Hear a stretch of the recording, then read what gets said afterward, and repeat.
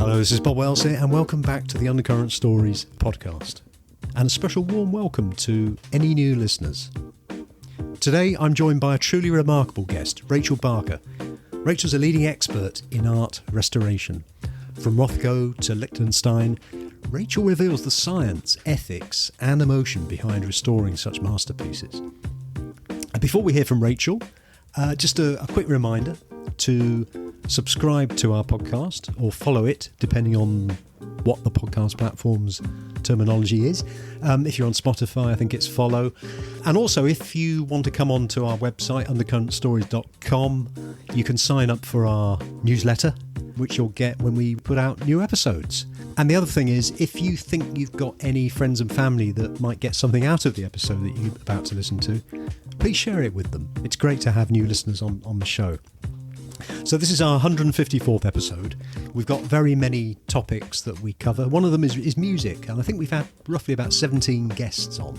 So what we've done is we've created a Spotify playlist titled Undercurrent Stories Music Playlist. If you go on there, you'll hear examples of some of the songs that these guys have produced, and there's some really great music there. And so it's a taster. It gives you one song, you can then put some more songs on and hear for yourself. So in this episode, I'm delighted to speak with Rachel Barker. Rachel is a leading expert in art conservation and the founder of Rachel Barker Associates.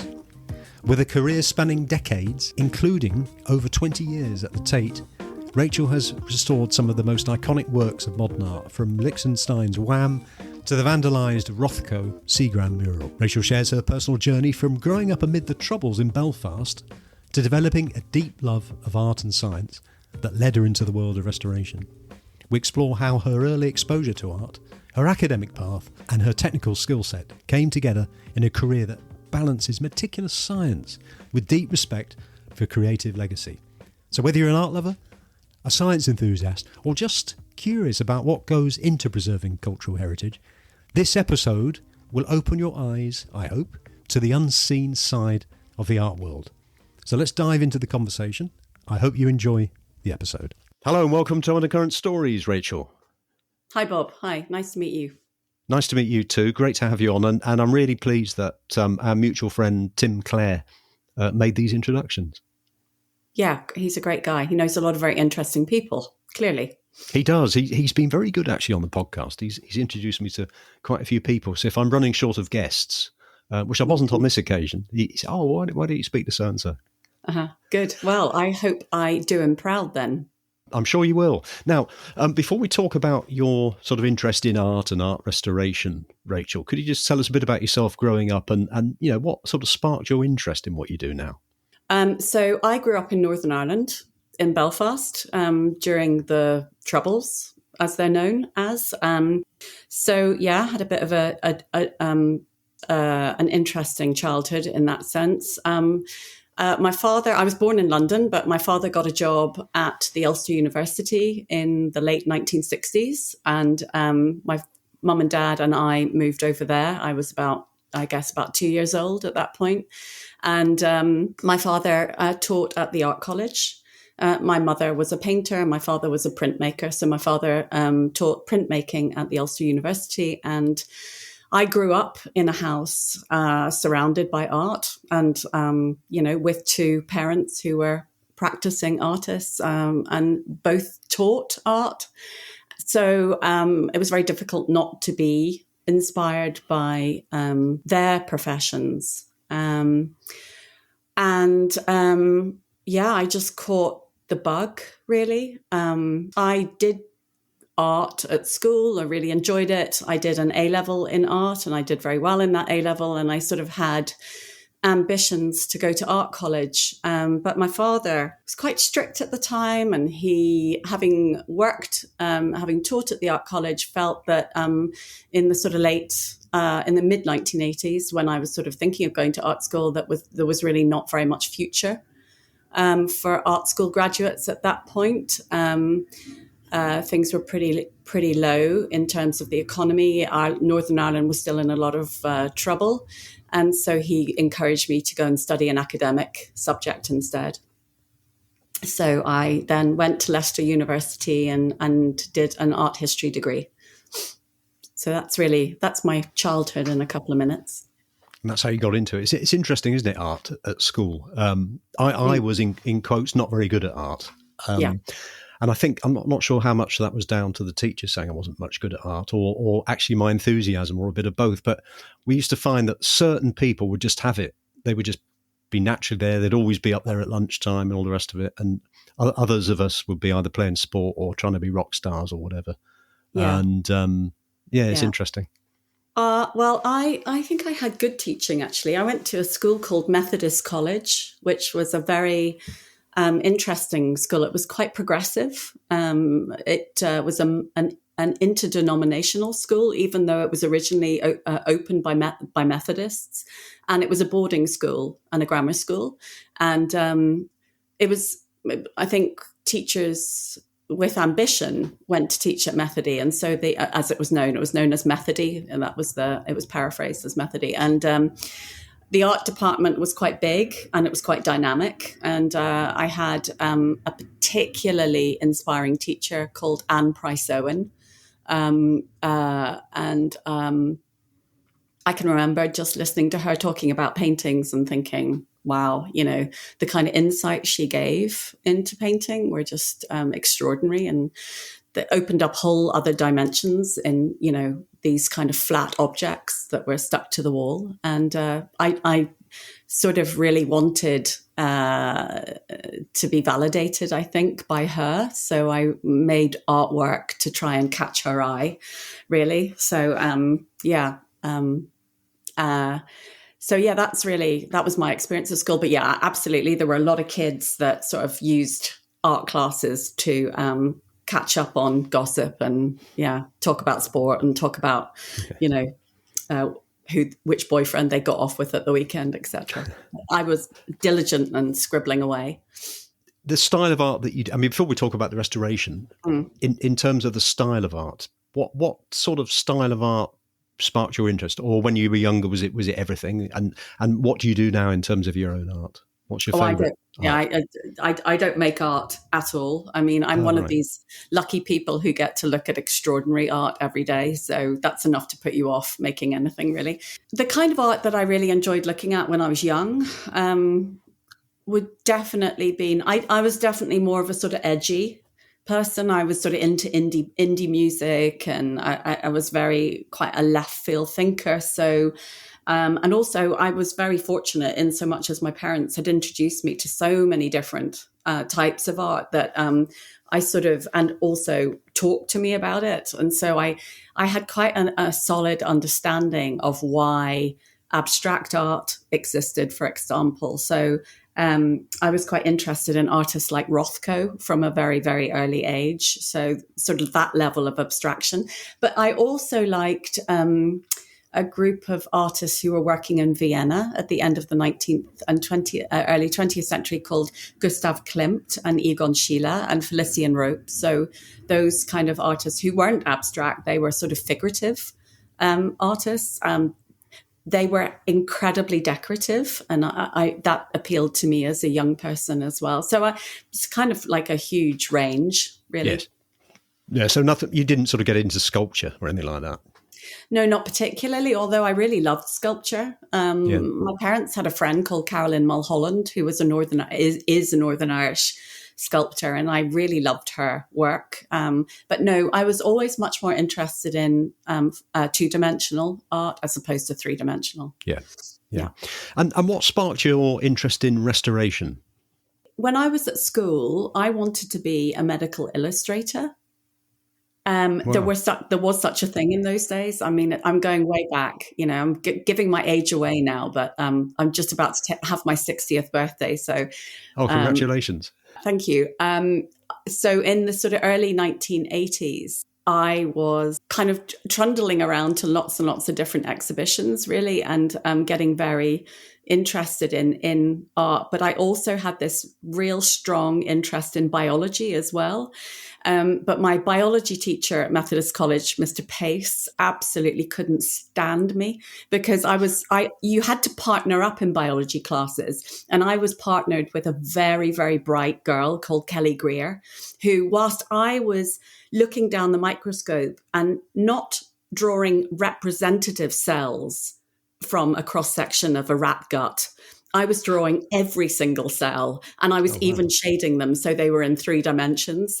And Mr. Pace used to hold my biological microscopic drawings up to the whole class and say, this is not how you draw a histological diagram. So I kind of realized that I'm probably going to fail in that sense. So I sort of came out of school with a biology A-level and art history. So I kind of thought, oh, what am I going to do with this then? And then I sort of thought, well, maybe a more fine art direction is where I need to head.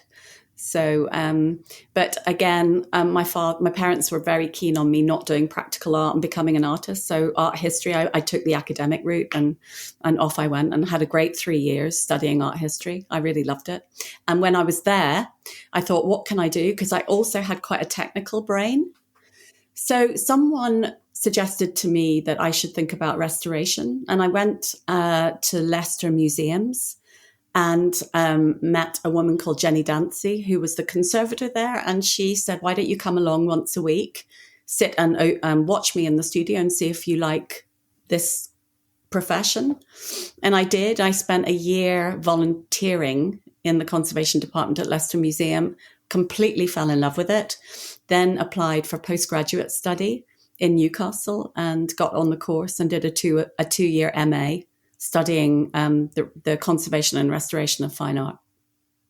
It's an absolutely fascinating subject. And when Tim mentioned about what you did, I was thinking restoration. It's not something I know an awful lot about, and probably most people don't know an awful lot about it. Are there many of you, let's say in the UK? Are there many restorers in the UK? So there are 3 places you can train. There's at Cambridge University, at the Hamilton Carr Institute, and at the Courtauld Institute in London, and at Newcastle University. So those are the 3 places where you can train, and they train every year probably about a handful, maybe 10 people, and that's actually quite a lot. I think, number one, you have to be quite an unusual graduate. What they like to do in every year group is take a couple of chemists, a couple of physicists, a couple of fine artists, and a couple of art historians. At least they did in my time. I'm not quite sure what the situation is in the training colleges now. But in my year, there was a physicist, 2 chemists, I think 2 fine artists and 3 art historians. So because it's really a marriage of the science and the arts, and it's very difficult to grasp all the stuff that you need to learn in 2 years. We also learn from each other. So I was very good at art history, and I would help the scientists in my group learn about art history, and equally then, they would help me with chemistry. You've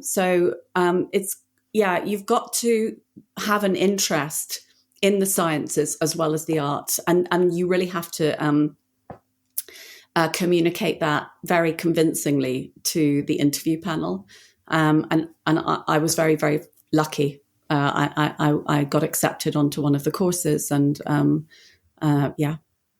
But then you come out after this training and you really don't have a clue. You really learn on the job, and I'm still learning. Yeah. So the science part of it, is that the types of paints that were originally used that you got to match up to? It's quite heavy on science, actually, because we have a responsibility not to introduce anything into an object that isn't in some way chemically compatible.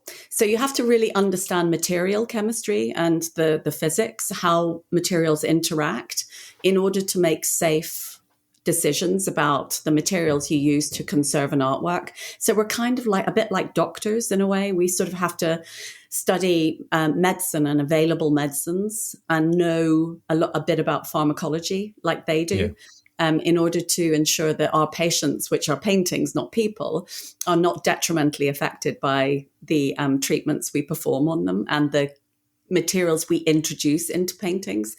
And there's many different schools of thought, actually. There's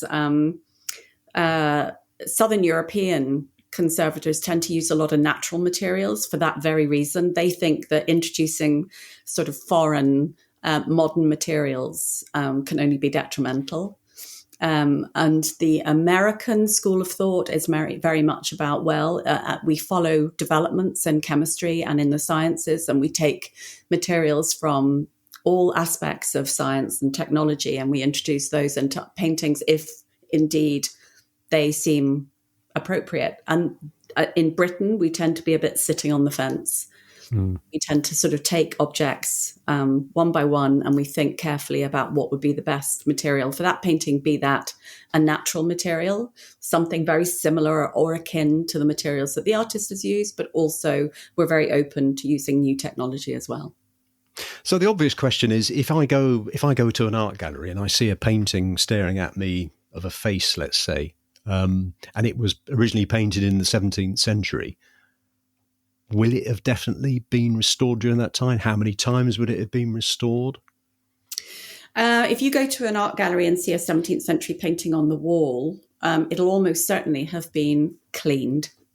So in the 17th century, artists were putting varnishes on top of their paint to saturate the surface and make it look glossy and smart.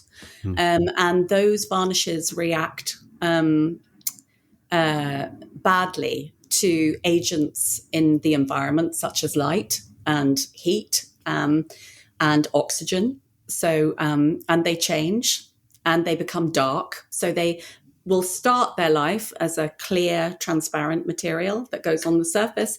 And over a period of 100 to 200 years, they can turn quite yellow. And so if you've got a yellow layer on top of your paint, it optically changes all the colors in the painting. So the sky, for example, which might have been originally a bright azure blue, will look quite green as the varnishes become more yellow and has that optical effect. So they'll have been cleaned almost certainly. If the sky looks blue, it's probably been cleaned. So, and as I said, varnishes have a limited lifespan, so it would probably have been cleaned several times. And the other thing that will probably have happened to it is paintings, every time they get handled, can be damaged. Paintings are always at their most safest and stable when they're on the wall. As soon as you take them off the wall, that's when they start to potentially suffer. And of course, over the course of 400 or 500 years, a painting will have been handled many, many times. So paint will probably have cracked. And that's because oil paint, when it ages, becomes rock hard. And if you think about it being on a canvas support, the canvas is quite flexible. So you've got a rock hard material on a flexible support. So what's going to happen? It's going to crack. Yeah. So the cracks will probably have been treated. And in between treatments, sometimes the cracks join up and a little bit of paint will fall off. So you'll probably have retouching on that painting as well. So that's when a conservator comes along and infills a little loss with a bit of paint. Not the same paint as the artist has chosen, but a different kind of paint. So yeah, I would say it would be extremely unlikely to look at a 17th century painting and discover that it had had no conservation or restoration at all.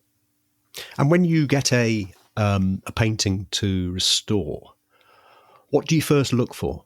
So if you're looking at a 17th century painting, you can be pretty sure it's going to be a traditional artist's oil paint. But if you're looking at a 20th century painting, it could be anything at all. It could be about 4 or 5 different types of artist paint, so commercial artist paint. You've got the advent of acrylic paint coming onto the market in the late 1930s in America and in the 1960s in the UK.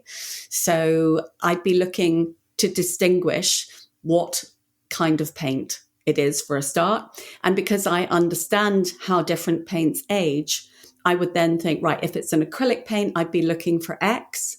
If it's an alkyd paint, which is a polyester and oil material, I'd be looking for the kind of problems associated with that paint. I can see where the science comes in now. Yeah. quite a lot of science, yeah. And I'm not a natural scientist at all, so I had to really work hard at that. But because the science is, you need the science to understand your object. It's much easier than sitting in a classroom being told about atoms, if that makes sense. This is an applied science, which we need in order to do our work. So that makes it much more easy to learn. And you worked at the Tate Gallery for a while. Yes, I worked at the Tate for 20 years, yeah. As a specialist in modern and contemporary painting conservation, yeah. And I understand that you worked on the Lichtenstein. Yes, I was Fantastic. really lucky. Yeah, I was really lucky. About 10 years ago, an incredibly clever man called Professor Piero Baglioni, who works at the university in Florence, Italy, developed a very interesting kind of gel material that there are lots of paintings produced in the 20th century that you can't clean because they're water sensitive because they've been damaged by the pollutants in the air, and the paint has become very susceptible to any kind of wet or dry cleaning. And this chap invented this extraordinary material that you can put on a very sensitive paint film and draw the dirt off. So I was one of the very fortunate early researchers who got to trial this experimental gel on this painting by Lichtenstein, which is an icon, really, in the British art collection, in public art collections. And it hadn't been cleaned since the painting had been made in the 1960s, because various conservators had tried and couldn't get the dirt off without taking the paint off too. So we were so desperate to rejuvenate this painting. And if you think about paintings from the 1960s, they were all about shock and dynamism and modernity. So if you've got something that's supposed to be communicating that and it's shrouded in dirt, it really, really destroys the viewing experience. So we were really desperate to revive this painting, and we were able to do that with Whaam. And now it was the Whaam one. Is that the one with the aircraft on it? Yeah. Oh, I've seen that. Oh, that's excellent. So any listeners that are in the want to go to the Tate Modern, they can see that painting and can see. So you mainly because when you think of when I think of restoration, I immediately think of somebody with a paintbrush touching it up. That's the immediate sort of image in my eye. But of course, it's not just that, is it? It's cleaning as well. Oh, it's anything. I mean, it's tear repair. So paintings get torn because they're on fabric. So it's about repairing those kind of tears, because they can be devastating. And they can also be, if a bad restoration can be a real distraction, So our work has to be really deft and high skill and high level of similarity to the actual artist's work. Otherwise, a viewer their eye will be drawn to my work and not the work of the artist, which is totally counterproductive. How does it feel when you're actually, you've got the job to do a job, you're with the painting, you've got into it. How does it feel when you're in the middle of that piece of work, in terms of, do you learn about how the artist worked? How does it actually feel? I mean, I think, I think lots of conservators work in different ways. But for me, I want to know everything about the artist. I want to learn who he was, why he chose why he made the paintings he made, what with, etc., etc. I talk to people who knew him. If an artist is still alive, I'll go and interview them and talk to them about the painting and ask them, what do you think of how it looks like now? Would you, how would you feel if it got dirty? Would you want it to be cleaned, etc.? And I record all that material, and I use that material in my decision making. The other thing is about conservation is it's very, very ethically anchored. We have professional conservators are distinguished from self-taught, shall we say, restorers and conservators by going through an accreditation process. And in that process, you have to prove that you uphold the ethical and practical standards that are requisite of being a good conservator. And one of those would be to take a very ethical approach. So, for example, I will always make sure that the materials I use are chemically different from those of the artist, so that my work is completely distinguishable from the work of an artist chemically, but not visually. Oh, right. So it's a complex field. That's interesting. I because my immediate reaction would be that you would try and copy, or not copy, but you would use exactly the same paint, for example, as the original.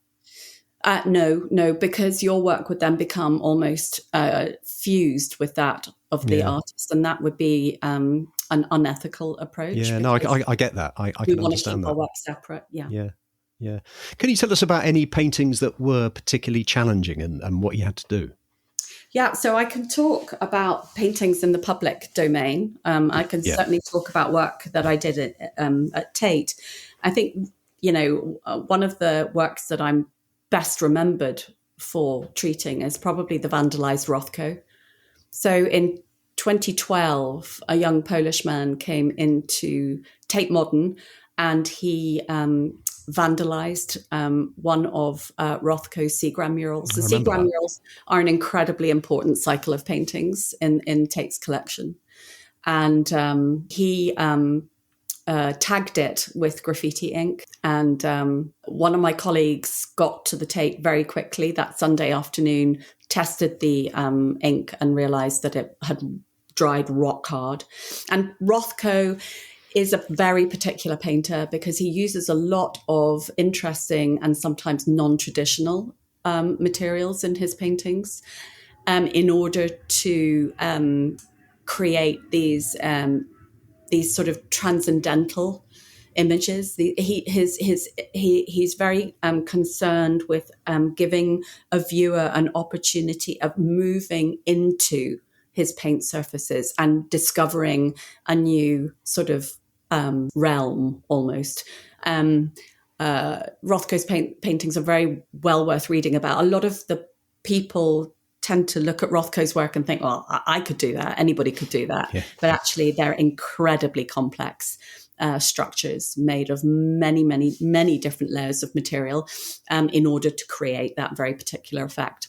And so when this guy tagged the painting, the damage was absolutely devastating. Also, I often describe Rothko's paint surfaces as like, the green oasis material that people use to create ornamental flower decorations. Yeah. It's got that kind of roughness and porosity. So if you can imagine a black graffiti ink going into that material, it went right through and stained the canvas on the other side. So the damage was deeply upsetting, and And what proportion of the overall painting was damaged? I think I can't remember the exact number. I think there were 44 letters in the graffiti, and the work was mainly in the bottom right-hand corner of the painting. So because I had been one of the conservators who had cleaned the Seagram murals in the year 2000, I was quite familiar with Rothko's paintings, and I was just incredibly lucky to be asked to come away from my normal Tate duties and work full-time on restoring the painting. And that was almost a 2-year project. And that was just yourself, was it? No. I was part of a team that included a principal conservation scientist. Her name was Dr. Bronwyn Ormsby. And there was a project manager. Her name's Patricia Smithen, but I was the conservator. So I worked very closely with Bron, the scientist, and we together we did a huge amount of testing. You can't just go to a Rothko and start dabbling with solvents to try and get an indelible ink off. We created a kind of mock-up painting of which had a similar layer structure to the actual painting, and we tagged that with the same ink.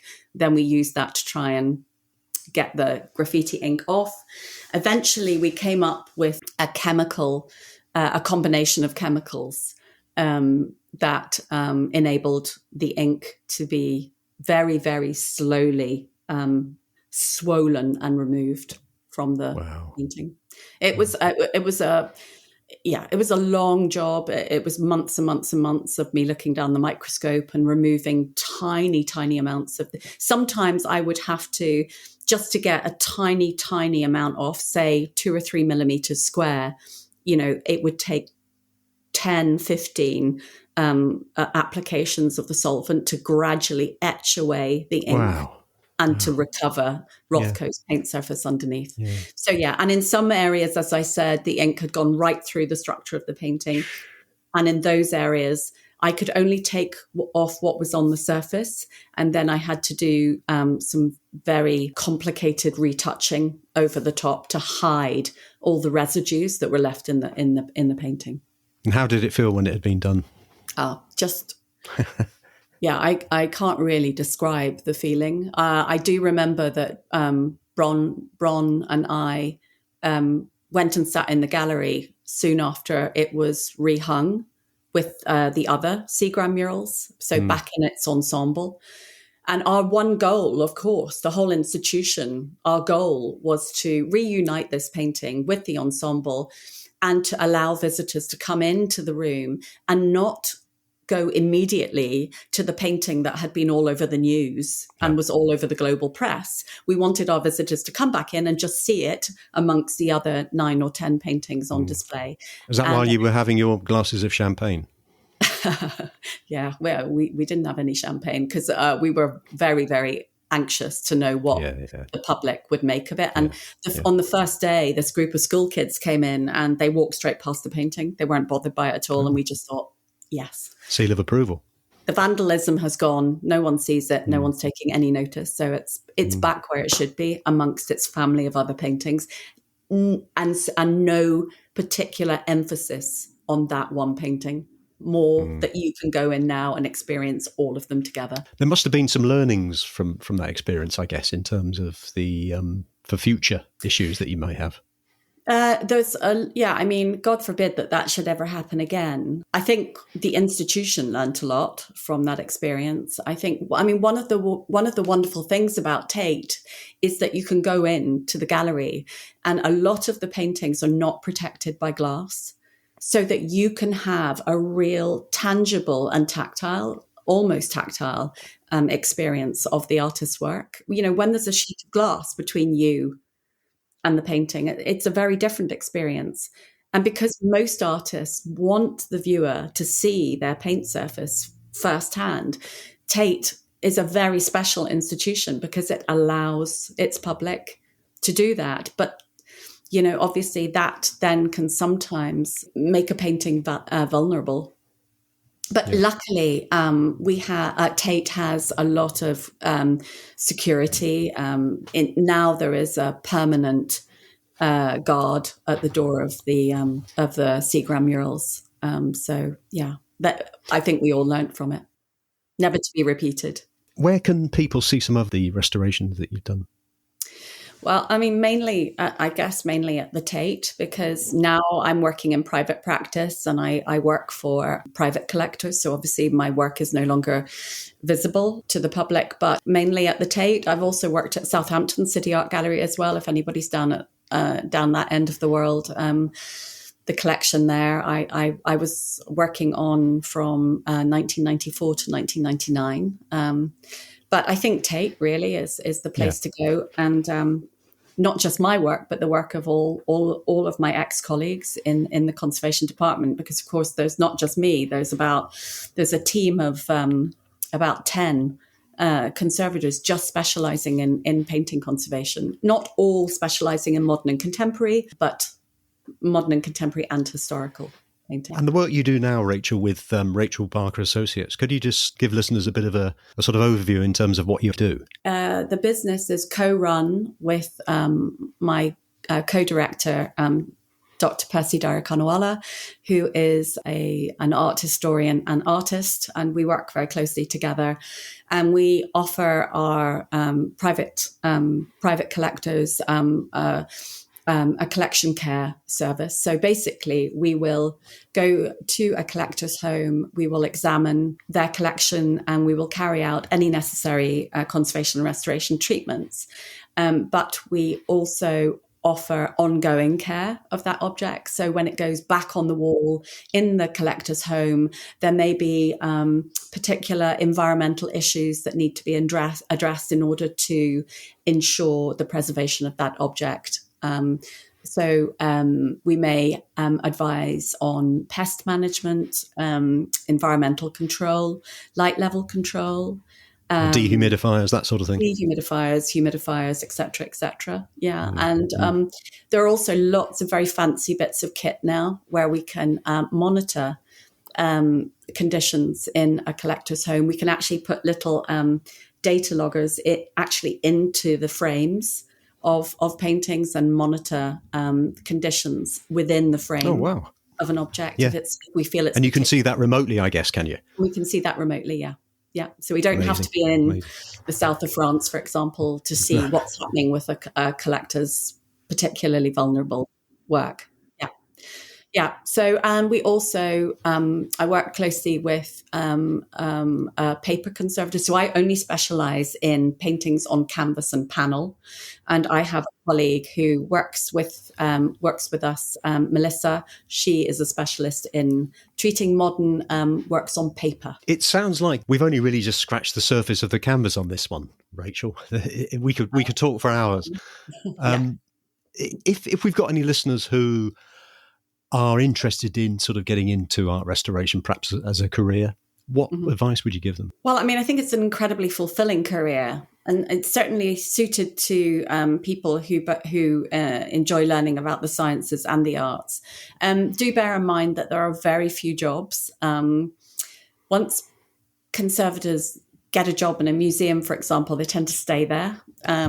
People can stay in the same museum for their whole career. Often the route in is to do a training course and then go and intern with an experienced conservator in a museum, or people do come out of the training colleges and go straight into private practice. And there probably are a few more jobs in the commercial private side than there are in museums. But a lot of graduates go overseas as well to get jobs, America and Australia, for example. But I would say the job opportunities are very small. So I think you've got to really, really, really want to do it. Yes. But I think if you do really, really want to do it, it's a great job. And I've had a fantastic career. And, I'm someone who's hungry for knowledge. And I'm also naturally quite a curious person. So I think, it does give you an opportunity to be learning every single day. Yeah. You go and you never take anything for granted. You might have a whole room full of work by the same artist. Yeah. They'll all behave differently. It's amazing. Yeah. So it's a real privilege to be doing it. I bet it is. And it sounds like a really interesting career. And as you say, you're always learning something every day. So it would sort of suit that type of person, wouldn't it, really? Where can people learn about what you do and find out a bit more about you? There's quite a lot of stuff online. There's also there's a couple of films. The Tate have a system of films called Tate Shots, and they made a film about the restoration of both the Rothko and the Lichtenstein. So you can see those on both the Tate website and on YouTube. And there's just various bits and pieces I've written that's all online. Yeah. Okay, well, I'll put that link on the show notes, Rachel. Well, it's been great talking to you today, Rachel. It's been interesting to learn more about what you do and to discover the fascinating world of art restoration and its importance in keeping our works of art future generations. My guest today has been Rachel Barker. Rachel is conservation consultant at Rachel Barker Associates. Thank you for coming on the show, Rachel. It's been a pleasure, Bob. Thanks for having me.